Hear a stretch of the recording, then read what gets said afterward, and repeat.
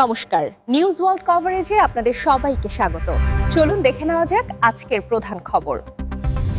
ধর্মনগরে ইসকনের রথযাত্রায় মর্মান্তিক ঘটনা, তরুণীর আকস্মিক মৃত্যু। উৎসবের আনন্দের মুহূর্তেই পরিণত হলো শোকে। উত্তর ত্রিপুরার ধর্মনগরের ইসকন রথযাত্রা চলাকালীন এক মর্মান্তিক ঘটনায় প্রাণ হারালেন এক তরুণী। মৃতার নাম তৃষা ভৌমিক, বয়স 19। জানা গেছে প্রতি বছরের মতো এবারও ধর্মনগরে অনুষ্ঠিত ইসকনের রথযাত্রায় বিপুল সংখ্যক ভক্ত অনুরাগী অংশগ্রহণ করেন। তাদের মধ্যেই উপস্থিত ছিলেন তৃষা ভৌমিক। প্রত্যক্ষদর্শীদের বক্তব্য অনুযায়ী রথযাত্রা চলাকালীন হঠাৎ তিনি অসুস্থ হয়ে পড়েন এবং কিছুক্ষণের মধ্যেই জ্ঞান হারিয়ে মাটিতে লুটিয়ে পড়েন। ঘটনার পর উপস্থিত ভক্ত ও স্থানীয় মানুষ দ্রুত তাকে উদ্ধার করে ধর্মনগর জেলা হাসপাতালে নিয়ে যান। সেখানে কর্তব্যরত চিকিৎসক তাকে পরীক্ষা নিরীক্ষার পর মৃত বলে ঘোষণা করেন। এই আকস্মিক মৃত্যুর ঘটনায় রথযাত্রার উৎসব মুখর পরিবেশ মুহূর্তের মধ্যেই শোকের ছায়ায় ঢেকে যায়। ভক্তদের মধ্যে নেমে আসে গভীর শোক ও উদ্বেগ।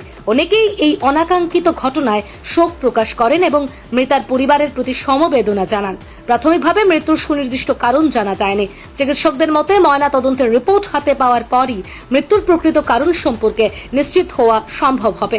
এদিকে ধর্মনগর থানার পুলিশ অস্বাভাবিক মৃত্যুর মামলা রুজু করে ঘটনার তদন্ত শুরু করেছে। পুলিশ জানিয়েছে ময়না তদন্তের রিপোর্ট এবং অন্যান্য তথ্যের ভিত্তিতে পরবর্তী আইনানুগ ব্যবস্থা গ্রহণ করা হবে।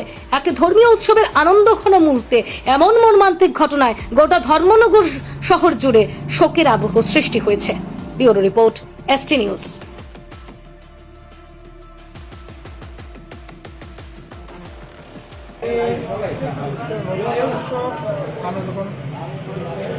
বিধায়ক ওনাদের প্রশাসকের নিয়ম অনুযায়ী আমরা রথ পরিক্রমা করে গোটা শহরটা পরিক্রমা ডিজিটাল যখন গিয়েছি, মন্দিরে গিয়েছি, ওরা শুনেছি দুর্গা বলছে যে মাতাজি অসুস্থ। ঠিক ঘুরে ওই দোকানে বেলুর সামনে মাথা ঘুরে পড়ে গেল। ওরা কজন নিয়ে দোকানে নিয়ে বসেছে, তারপর হসপিটালে এসে ওনাকে নিয়ে কজন ভক্তরা, আমাদের ভক্তরা ওনাকে হাসপাতাল নিয়ে আসছে। তারপরে ডাক্তারটি হয়েছে এখন তো আমরা সবাই শুনে, সবাই মন্দির ভক্তরা সবাই শুনে, সব এখন আমাদের ভক্ত সব এসেছে, সবাই দেখতে আসছে। এখন দেহ রেখেছে। উনি কি স্পটেই মারা গিয়েছিলেন? উনি খুব সুন্দর, তা তো বলতে পারি না। এখানে যে মেডিকেলের ট্রিটমেন্ট ওরা ধরে নিয়ে এখানে গাড়ি করে নিয়ে আসছে। আসার পরে ডাক্তার টেস্ট করছে, দেহ রেখেছে। ওগুলো কোথায় রেখো সেটা আমি বলতে পারছি না। ওনার নাম কি? ওনার নাম তৃষ্ণা ভৌমিক। বয়স কত? বয়স 20 একটু সেরকম হবে। আমার বাসা কোন জায়গায়? রিয়াল কলেজ তিনি করা থাকে। উনি মাতাজি খুব ভালো, মাঝে মাঝে মন্দিরে আসে এবং ভগবানের সেবা করে, কৃষ্ণ ভক্ত। আজকে যে দিন জগন্নাথ দেবের রথযাত্রা, তো ভগবান ওনার দেহটাকে আমরা সবাই প্রার্থনা করি ওনার জগন্নাথ ধামে উনি প্রবেশ করবেন। আর আমাদের স্থানীয় ভক্তরা ওনার পাশে আছে।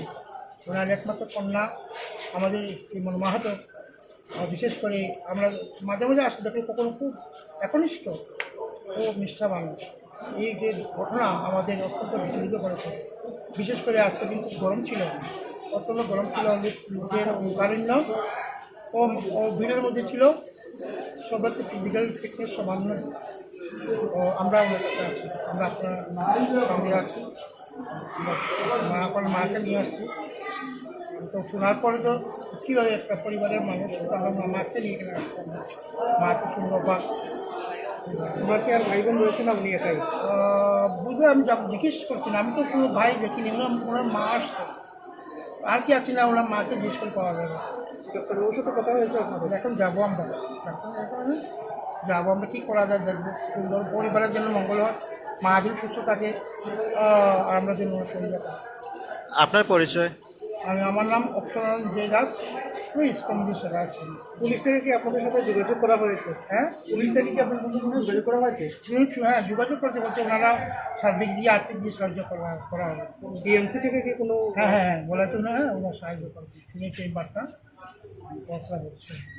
আমরা সবার পাশে আছি, সকাল আছে। এখন থেকে মোটামুটি আধা ঘন্টা 45 মিনিট আগে পেশেন্ট নিয়ে আসা হয়। 19 বছর বয়সের ফিমেল পেশেন্ট। তো ওনার সাথে যারা ছিলেন, উনি ইসকনের ছিলেন, ইসকনের সাথে যারা ছিলেন সাথীরা, ওনারা জানালেন যে ইসকনের রথে ওরা বেরিয়েছিলেন। তো মাঝখানে হঠাৎ করে উনি কলাপস করেন। কলাপস করার পরে এরপরে ওনার সেন্স ফিরেনি। এরপরে এখানে হসপিটালে নিয়ে আসা হয়। তো ওনাকে আসার পর আমরা ব্রড ডেড হিসেবে পাই। তো হঠাৎ করে ওনার কোনো ইনজুরি মার্কও নেই এবং সাথে যারা আছেন ওরা কোনো পাস হিস্ট্রিও দিতে পারেনি যে আগে কোনো রকমের কোনো শারীরিক কোনো অসুস্থতা ছিল কি না। তো যেহেতু মৃত্যুর কারণ জানা যায়নি, আমরা এখন পুলিশ ইনফরমেশন দিয়েছি। একবার পোস্টমর্টমের পরে মৃত্যুর আসল কারণ জানা যায়। এখন ওনার মাকে ইনফর্ম করা হয়েছে, ওনার মা আসছেন। কি নাম ওনার স্যার? ওনার মৃত্যুর সেই কারণ জানাবেন? তিশাভূমি স্যার আনুমানিক বয়স কত হবে? 19 বছর। কয়টা দিকে স্যার জানা হয়েছে? এই তো আধা ঘন্টা 45 মিনিট আগে হবে। এখনো পর্যন্ত মৃত্যুর কারণ না, মৃত্যুর কারণ জানা যায়নি, কোনো এক্সটার্নাল ইনজুরিও নেই। সেটা জন্য পোস্টমর্টম করা হবে। পোস্টমর্টমের পরেই আসল কারণটা জানা যাবে। এমনি কি স্যার স্ট্রোকের কোনো লক্ষণ আছে? না, স্ট্রোকের কোনো, এটা তো এখন পোস্টমর্টম ছাড়া কিছু বলা যাবে না, কারণ আমরা অলরেডি পেশেন্টকে ডেড অবস্থায় পেয়েছি। ঠিক আছে, এখন ভিতরে কি হয়ে রয়েছে সেটা তো পোস্টমর্টম করার পরেই বোঝা যাবে। ধন্যবাদ স্যার, আপনার পরিচয়? আমি ডক্টর হীরক Debnath, EMO Dumdum district hospital.